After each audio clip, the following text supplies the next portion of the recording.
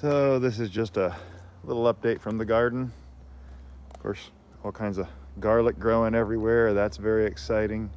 Onions are strong, but really I just wanted to show off the piles and piles and piles of brush we carried around front from the big tree removal.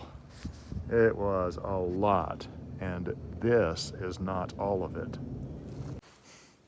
Hi, I'm Bowtie Dave.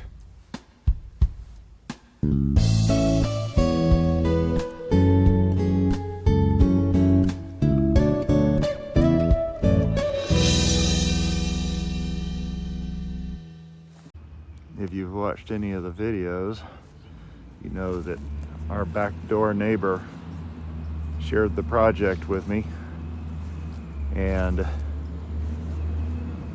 we took down the fence so debris went both directions. And I hate to say it, but Bill got a lot more of the debris than I did. His pile is massive over here. In fact, he was bringing this way, I was bringing the other way, and he got to a point, he says, I have stacked and can't stack no more. It was crazy. But even that was not all the debris. We have a lot of stuff here, pile over there, here, and Bill has gotten the brunt of the brush. Most of the stuff obviously is cleared out, but still probably have about a third of it left over here. So all the huge logs and chunks of tree that are still here, like this one here, we will be cutting up into firewood. And the obvious question is, how on earth do you do something like this? It's massive. This thing is over 30 inches from here to the other side. It's enormous. And so the question is, how do you do that? Well, I've done pieces like this before, and what you do is you only cut about 10 inches down here. You don't make it a very thick piece. So it's going to make small firewood, which is great for the fire pit outside. But when you cut it like that, you let it season for a whole year, for the whole summer. The sun will shine on it and bake it, and I'll actually have it covered in black plastic, so I have all the whole pile covered in black plastic, so it will heat up tremendously, and it will start to split and dry out. And then at the end of the season, we can take a splitter and chop it up by hand even. Look for that video one day in the future. 8, 10, 12 months from now. But I did want to show the wood here, and you can still see how the color has changed here, and something happened in the life of this tree along this line, and this wood in the middle is actually splitting and dying, and this is the reason why we cut this tree down, because it's having stress. And this is not the worst place. There are worse places, but this is very obvious. You can see there's actually 14 layers, I think it was, we counted. Some of these layers were pretty small. You can see there's a layer right there, another layer there. It means there was less growth that year. But look how thick this layer is. This layer is tremendously thick. So there was a lot of growth there. And you can actually see there's the darker layers are the winter layers, which are very short here. So our dark layers are very, very small. But some of these darker layers you can tell were a colder winter when they're heavier. And then something happened here right at this point in the life of the tree. Now, something else interesting is there's bark here, and then there's tree growing in the middle of this bark layer.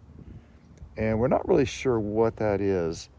Might have been some kind of a repair to itself, but this is kind of weird, and we looked at the tree. We tried to figure this out. If you have any idea, please comment below how this did this layer of bark in the middle of these, and why it was doing this. It may have been part of a branch coming out, I don't know, but it would have come out this way. This thing is sitting upside down. It would have been growing out this way, but nothing grew out. So it's a very peculiar formation right here with actual tree growing between the layers of bark. And I don't know, very interesting. But yeah, these dark marks, these are all that point at which the tree suffered something. Now we think it might have been a lightning strike. And let me show you the bark out here. So this is 14, 15 feet up in the air, and the bark has a split down it, and the way it splits all the way down, and there's also a bunch of other splits, it really looks like it got struck by lightning about 14 years ago. And that is what's caused, and you can see especially down here at the base, you can see there's a big old split right in here. And we think that maybe it got struck by lightning, but it survived and started healing. But when you got a tree that has damage like that, it may take a decade or two, but it's just going to go downhill, and that's kind of what we're looking at. We're looking at a tree that's prepared to go downhill. In fact, I come over here and you can see very distinctly the point at which this tree suffered whatever it did. And this stuff in the middle is dying. You can see cracking here. This is actually the other fork, but interestingly enough, I didn't notice this before, has another layer over here. That is the south side of the tree. Could that be the reason? I don't know. We're looking up from the bottom of the tree. This is very weird. Anyway, just a little analysis on what we got. There are places, in fact, right here to the left, there were places where there was definite rotting in the middle of the tree. Various branches had broken off. Under here, that one there, you can see another ring of damage right there. So that is why we brought the tree down, because it's only going downhill, and it would continue to only go downhill. And when it lost one of those massive branches is just completely unpredictable. So we went ahead and brought it down to, I think we are at 16 feet, and we've got some jasmine. This jasmine bush vine is given to us by Shane and Chris. Thank you very much, because I think this is going to be what's growing up the big trunk. There it is over there. You can see from this angle, it's about 16 foot tall. So I am hoping this thing will love its new life over there. It's got a lot of care to take care of. I've shown this in the outer garden bed tours near the end for the past couple months. But that is it. Kind of an aftermath analysis of the big tree coming down. It's a very exciting thing. It's over a year in the making. But we are gonna have sun this year. It is going to be a completely different garden. Hey, if you're just stumbling along and found our site and like to see more, I'm Bowtie Dave.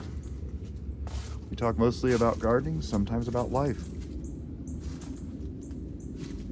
Please subscribe to not miss anything. For those of you who are subscribed, thank you so much. It does help to grow our channel, and we like to have more subscribers and grow the community. These are the raised beds that we grow in. They're a little dormant at the moment just because we've been busy with that tree. Please click the thumbs up or like on this video if you thought it was educational, entertaining, informational, or just plain silly. Comment below if you have any thoughts on the damage to the tree. And share this video or any of our other videos on social media if you have friends that might find this interesting.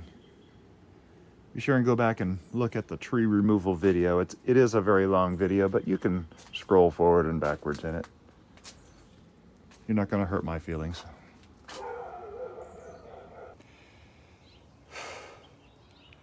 So it's been a few days of work since the first part of this video was shot, and you can see that the neighbor's property is clear, which is very exciting because we got firewood out of this for both of us. We split the wood.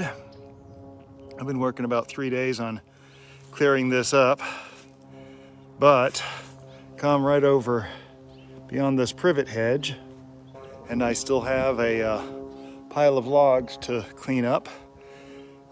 Gonna chainsaw those, of course, but I gotta tell you, I am beat. I'm having a tough time wielding the chainsaw, and decided just to pile everything over here so I can spend the rest of the day getting this fence back up. So trying to get things back to normal. You can see there's the stump left over that we're leaving. And yeah, so let me show you the final brush pile. So yeah, out here in front of the bow tie home, we have one final brush pile and 2 whole trash cans of mostly leaves, little sticks and stuff like that, but all the other sticks are in the pile. So I'm very happy to have that done. It is a lot of work. Ended up not having quite the help I was hoping, but we made it anyway. So we're getting back to normal so we can get back to the next phase of the garden and get things going again and moving right along. So we got a lot more sun back there, which is very exciting. And we, yeah, out of breath. So that's been 3 days of carrying and lugging and cutting and raking and lugging. It's a lot of work, but I'm gonna take a break on these logs for a while, and hopefully we'll be able to get some other stuff done. Right now, the next focus is getting the fence up. So this is Bow Tie Dave without a bow tie this time. Working around the house. Got a lot to do and too little time to do it. But we're carrying on. If you're just stumbling along, I think I already said, but be sure to subscribe to the channel. If you've subscribed already, we appreciate so much the subscription. It really helps to grow the channel. And be sure to click the thumbs up and like and share on this video and share on your social media. So I think I'm gonna spend a few minutes catching my breath, and then got to get a couple of parts for the fence so I can get that back up and in place so Mr. Henderson has his safe backyard. And we will see you in the next video. So as always, have a happy new year and have a blessed day.